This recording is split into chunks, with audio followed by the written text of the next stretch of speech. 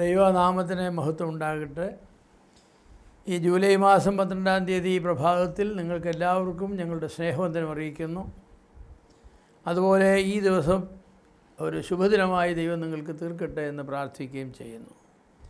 ഇന്നത്തെ നമ്മുടെ ധ്യാനത്തിനായി നാം തിരഞ്ഞെടുത്തിരിക്കുന്നത് യോശുവയുടെ പുസ്തകം 2-ാമത്തെ അധ്യായമാണ്. ഈ അധ്യായം യെരിഹോ ഒറ്റുനോക്കുവാനായിട്ട് ഒറ്റുകാരെ അയക്കുന്നതും തുറന്നുള്ള സംഭവങ്ങളുമാണ് അവിടെ വിവരിച്ചിരിക്കുന്നത്.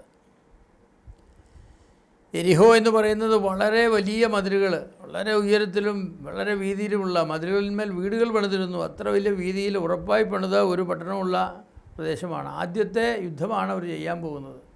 യോർദാൻ കടന്ന് ഇക്കരയ്ക്ക് വന്നാൽ ആദ്യം കാണുന്നത് യെരിഹോ ആണ്.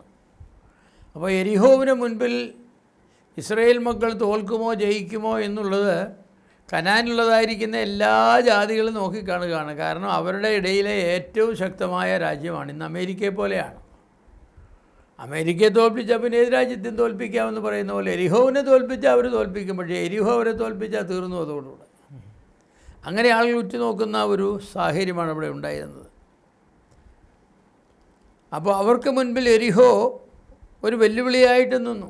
ഇത്ര ഉന്നതമായ വീതിയുള്ള ശക്തമായി പണിതതായിരിക്കുന്ന ഒരു കോട്ടയെ ഇടിച്ച് തകർത്തിട്ട് അതിന് ഉള്ളിൽ കയറി ആളുകളെ തകർത്ത് ആ ദേശം പിടിച്ചെടുക്കുക എന്ന് പറയുന്നത് അത്ര എളുപ്പമുള്ളൊരു കാര്യമായിരുന്നില്ല. അപ്പോൾ ആളുകളെല്ലാവരും ഇങ്ങനെ സംശയത്തോടെ നോക്കി നിൽക്കുകയാണ്. എന്നാൽ ഞാൻ നിങ്ങളോട് പറയട്ടെ, വിശ്വാസത്തിൻ്റെ കൊടുങ്കാറ്റ് എരിഹോവിൻ്റെ കോട്ടയെ ഇടിച്ചു കളഞ്ഞു എന്നുള്ളതാണ്. വിശ്വാസത്തിൻ്റെ കൊടുങ്കാറ്റ് അതിനെ ഇടിച്ചു കളഞ്ഞു, തകർത്ത് കളഞ്ഞു. ഒറ്റുകാരെ വന്നു, എരിഹോവിൽ വന്നു, അവരെ പട്ടണത്തിനുള്ളിൽ കടന്നു. രാഹാബ് എന്ന സ്ത്രീ അവരെ സ്വീകരിച്ചു എന്ന് മാത്രമല്ല, അവരെ സംരക്ഷിക്കുകയും ചെയ്തു. രാഹാബ് ഒരു മോശമായ ജീവിതം നയിച്ച ഒരു സ്ത്രീയാണ്. ഇവരെ ഈ ഭവനത്തിലേക്ക്, രാഹാബിൻ്റെ ഭവനത്തിലേക്ക് വരുവാനുള്ള കാരണം അതുതന്നെയായിരിക്കും. കാരണം ആളുകൾ വന്നും പോയി നിൽക്കുന്നൊരു വീടാണല്ലോ. അപ്പോൾ അധികം ആരും ശ്രദ്ധിക്കുകയില്ല. ഈ വീട്ടിലെ 2 കസ്റ്റമേഴ്സ് വന്നു എന്ന് മാത്രം അവർ വിചാരിക്കും. എന്നാൽ അങ്ങനെ ആരും വരാത്തതായിരിക്കുന്നൊരു വീട്ടിലാണ് അവർ ചെന്നെങ്കിൽ ആരാ അവിടെ പരിചയമില്ലാത്ത ആളുകൾ വന്നല്ലോ, അതാരാണെന്ന് എല്ലാവരും ശ്രദ്ധിക്കും. ഈ വീടാകുമ്പോൾ പരിചയമില്ലാത്ത ആളുകളും പരിചയമുള്ള ആളുകളൊക്കെ വരും. അതുകൊണ്ടായിരിക്കാം അവർ രാഹാബിൻ്റെ വീട്ടിലേക്ക് ചെന്നത്. ഏതായാലും രാഹാബ് അവരെ സ്വീകരിച്ചു, അവരെ സംരക്ഷിച്ചു. എന്ന് മാത്രമല്ല, യഹോവയെങ്കിലുള്ള വിശ്വാസം നിമിത്തം എരിഹോവിലെ ആളുകളുടെ ഹൃദയം ഉരുകിപ്പോയിരിക്കുകയാണ് എന്ന് രാഹാബ് അവരോട് പറഞ്ഞു. നിങ്ങളെക്കുറിച്ച് ഞങ്ങൾ കേട്ടു, ഞങ്ങളുടെ വിഭാഗിച്ച ചരിത്രമൊക്കെ ഇവിടെ വന്നു. യോർദാൻ വിഭാഗിച്ച് ഇക്കരെ കയറുന്നതും ഞങ്ങൾ അറിഞ്ഞു. നിങ്ങൾ മരുഭൂമി മന്ന ഭക്ഷിച്ചതും മറ്റും ഒക്കെ ഞങ്ങൾ അറിഞ്ഞു. എന്നിട്ട് പറഞ്ഞു, ഇതെല്ലാം കേട്ട് ജനത്തിൻ്റെ ഹൃദയം ഉരുകിപ്പോയിരിക്കുകയാണെന്ന് പറഞ്ഞു. ദേശത്തിലെ ജനത്തിൻ്റെ മാനസികാവസ്ഥയെക്കുറിച്ചാണ് രാഹാബ് ഒറ്റുകാർക്ക് റിപ്പോർട്ട് നൽകിയത്. ദേശത്തിലെ നിവാസികൾ ഉരുകിപ്പോയിരിക്കുന്നു. കാരണം യഹോവ ഇസ്രായേലിന് വേണ്ടി ചെയ്തതൊക്കെയും അവർ കേട്ടിരിക്കുന്നു. ഒരു നല്ല പ്രസ്താവനയാണത്. ശത്രുവിൻ്റെ ഹൃദയം ഉരുകിപ്പോയിരിക്കുന്നു. കാരണം ദൈവജനത്തിന് വേണ്ടി ദൈവം ചെയ്തത് അവർ കേട്ടിരിക്കുന്നു. ദൈവമക്കളെ വിജാതിയർക്കൊരു പേടി സ്വപ്നമായിരിക്കുന്നതിൻ്റെ കാരണം എന്താണെന്നറിയാമോ? നമ്മുടെ ദൈവം നമുക്ക് വേണ്ടി വലിയ കാര്യങ്ങൾ ചെയ്തിരിക്കുന്നു എന്നുള്ളത് അവർക്കറിയാം. അതുകൊണ്ടാണ്. അല്ല പിന്നെ നമ്മളെ പേടിക്കേണ്ട കാര്യം എന്താ? ദൈവമക്കളുടെ ആയുധബലമോ പണശേഖരമോ ആൾബലമോ ഒന്നുമല്ല വിജാതികൾക്ക് പേടി വരുത്തുന്നത്. പ്രത്യുത നമ്മുടെ ദൈവം നമ്മോടുകൂടെ ഉണ്ട്, അവൻ നമുക്ക് വേണ്ടി പ്രവർത്തിക്കുന്നു എന്ന അറിവാണ്. അതാണ് വിജാതിരെ ഭയപ്പെടുത്തുന്നത്. ദൈവം നമുക്ക് വേണ്ടി ചെയ്തിട്ടുള്ള കാര്യങ്ങളെക്കുറിച്ച് നാം മറ്റുള്ളവരോട് സാക്ഷ്യം പറയണം. ഇപ്പോൾ ഈ യെരിഹോവിലുള്ളതായിരിക്കുന്ന ആളുകൾ യഹോവ ഇസ്രായേൽ മക്കൾക്ക് വേണ്ടി ചെയ്തതായിരിക്കുന്ന കാര്യങ്ങൾ കേട്ടതുകൊണ്ടാണ് അവരുടെ ഹൃദയം ഉരുകിപ്പോയത്. ആ സാക്ഷ്യം ആരാണ് പറഞ്ഞതെന്ന് ചോദിച്ചാൽ അവിശ്വാസികൾ പറഞ്ഞു. യോർദാൻ്റെ നദി ഉണ്ടായി വിഭാഗിക്കുന്നത് കണ്ടതായിരിക്കുന്ന ഒരുപാട് ആളുകളുണ്ട്. അവർ ഓടിച്ചെന്ന് പറഞ്ഞുകൊണ്ട് ഭയങ്കരമാണ്, വെള്ളം പൊങ്ങി കരകവിഞ്ഞൊഴുകുന്നതായിരിക്കും നദി, രണ്ടായിട്ടങ്ങ് പിളർന്ന ആളുകളെല്ലാം ഉണങ്ങി നിലത്തൂടെ കയറി കിടന്നു. അപ്പോൾ ഇങ്ങനെയുള്ളതായിരിക്കുന്ന വർത്തമാനമൊക്കെ കേട്ടപ്പോൾ ഹൃദയം ഉരുകിപ്പോയി. ദൈവം നമുക്ക് വേണ്ടി എത്ര വലിയ കാര്യങ്ങളാണ് ചെയ്തിട്ടുള്ളത്. പക്ഷേ നാം അതേക്കുറിച്ചൊന്നും മിണ്ടുകയില്ല, നാം ആരോടും പറയരുത്. അത് വളരെ തെറ്റാണ്. മറ്റുള്ളവർ നമ്മുടെ ദൈവത്തെക്കുറിച്ച് അറിയണം. നമ്മുടെ ദൈവം എത്ര വലിയവനാണെന്നറിയണം. നാം നമ്മുടെ ദൈവത്തിൻ്റെ പ്രിയ മക്കളാണ് എന്നറിയണം. അതെ, അപ്പോൾ നമുക്ക് പറയാനായിട്ട് ധാരാളം സാക്ഷ്യങ്ങളുണ്ടെന്ന് ഞാൻ വിചാരിക്കുന്നു. എന്നാൽ ആ സാക്ഷ്യങ്ങൾ നമ്മൾ പറയാതിരുന്നാൽ മറ്റുള്ളവരെങ്ങനെയാണ് നമ്മുടെ ദൈവത്തെക്കുറിച്ച് അറിയുന്നത്? നമ്മുടെ ദൈവം ബൈബിളിൻ്റെ ചരിത്രത്തിൽ മാത്രമല്ല അത്ഭുതങ്ങൾ ചെയ്തിട്ടുള്ളത്. ബൈബിൾ എഴുതപ്പെട്ട് കഴിഞ്ഞ ശേഷവും അത്ഭുതങ്ങൾ ചെയ്തിട്ടുണ്ട്. ഇന്നും താൻ ചില അത്ഭുതങ്ങളൊക്കെ ചെയ്യുന്നതായിട്ട് നാം വായിക്കുന്നുണ്ട്. ദൈവസഭയുടെ ചരിത്രത്തിലും വലിയ പ്രവൃത്തികൾ ദൈവം ചെയ്തിട്ടുണ്ട്. യൂറോപ്പിനെ മുഴുവൻ കൈപ്പിടിയിലൊതുക്കി ഭരിച്ചിരുന്ന പോപ്പിനെ ഭയപ്പെടുത്തുവാൻ ഒരു സാധാരണ പാതിരിയായ ലൂതറിന് കഴിഞ്ഞു എന്നുള്ളത് ചെറിയ കാര്യമാണോ? അതൊരു ചെറിയ കാര്യമൊന്നുമല്ല. ഒരു സാധാരണ മനുഷ്യനാണ് ലൂതർ. ആ ലൂതറിന് കഴിഞ്ഞു എന്നുള്ളത് ചെറിയ സംഭവമൊന്നുമല്ല. വാസ്തവത്തിൽ പോപ്പ് ലൂതറിനെ പേടിച്ചു പോയി. ഒരു വെറും സാധാരണ അച്ഛനാണ്. എന്നിട്ടും കാരണം സത്യം തൻ്റെ ഭാഗത്താണെന്നുള്ളതാണ്, വചനം തൻ്റെ ഭാഗത്താണ്. താൻ പറയുന്നത് തൻ്റെ ആശയങ്ങളും അഭിപ്രായങ്ങളുമല്ല, ദൈവവചനത്തിലെ പ്രമാണങ്ങളാണ്. വചനമാണ് ഉദ്ധരിക്കുന്നത്. നവീകരണത്തിലെ ചരിത്രമെന്ന് പറഞ്ഞാൽ വചനത്തിൻ്റെ മുന്നേറ്റത്തിൻ്റെ ചരിത്രമാണ്.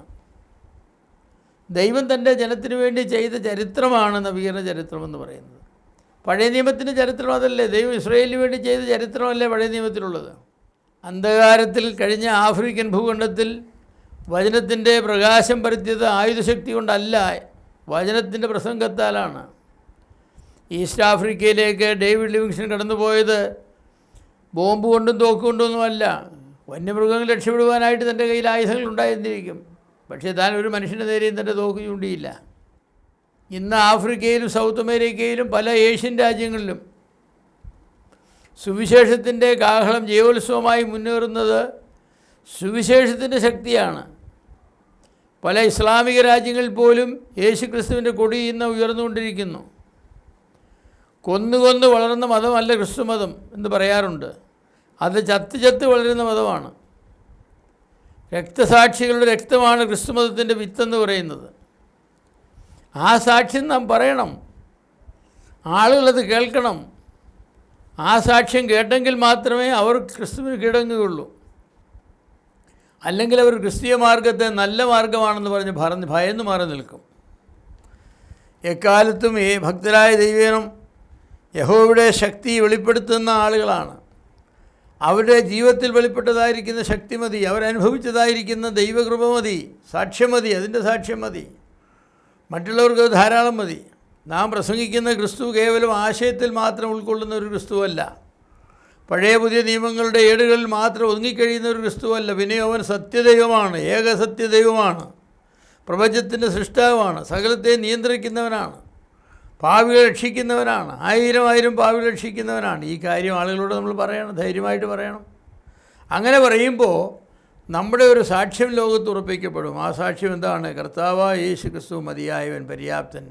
Jesus Christ is sufficient for all my situations.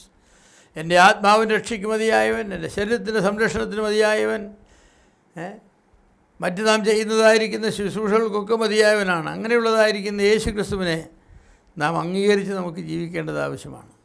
അപ്പോൾ ആളുകളെ ഈ സാക്ഷ്യം കേൾക്കണം. ദൈവം നമുക്ക് വേണ്ടി ചെയ്തിട്ടുള്ളതായിരിക്കുന്ന കാര്യങ്ങളെക്കുറിച്ച് നാം മറ്റുള്ളവരോട് പറയണം. എൻ്റെ പ്രിയമുള്ളവരെ, സുവിശേഷത്തിൻ്റെ കാഹളം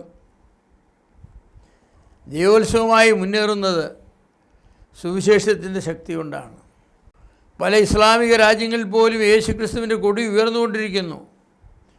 കൊന്നു വളർന്ന മതമല്ല ക്രിസ്തുമതം എന്ന ആളുകൾക്ക് ബോധ്യമായി വരുന്നു. എത്ര ക്രിസ്ത്യാനികളെ ഉപദ്രവിച്ചാലും കൊന്നാലും അവർ വാളെടുക്കുന്നവരല്ല. അവർ കർത്താവായ യേശുക്രിസ്തുവിൻ്റെ കൃപയിൽ ശക്തിപ്പെടുന്നവരാണ്. പക്ഷേ അവർ പരാജയപ്പെടുന്നവരല്ല. താൽക്കാലികമായ പരാജയം അല്പസ്വല്പം കണ്ടാലും അവർ വിജയിക്കുന്നവരാണ്.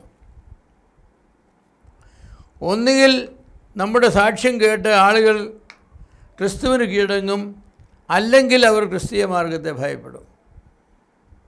അതിന് യാതൊരു സംശയമില്ല. എക്കാലത്തും ഭക്തരായ ദൈവജനം യഹോവയുടെ ശക്തി വെളിപ്പെടുത്തുന്നവരാണ്. നമ്മുടെ ജീവിതത്തിലെ ശക്തി ചോർന്നു പോയെങ്കിൽ പിന്നെ നാം എങ്ങനെയാണ് കർത്താവിൻ്റെ സാക്ഷികളായിത്തീരുന്നത്?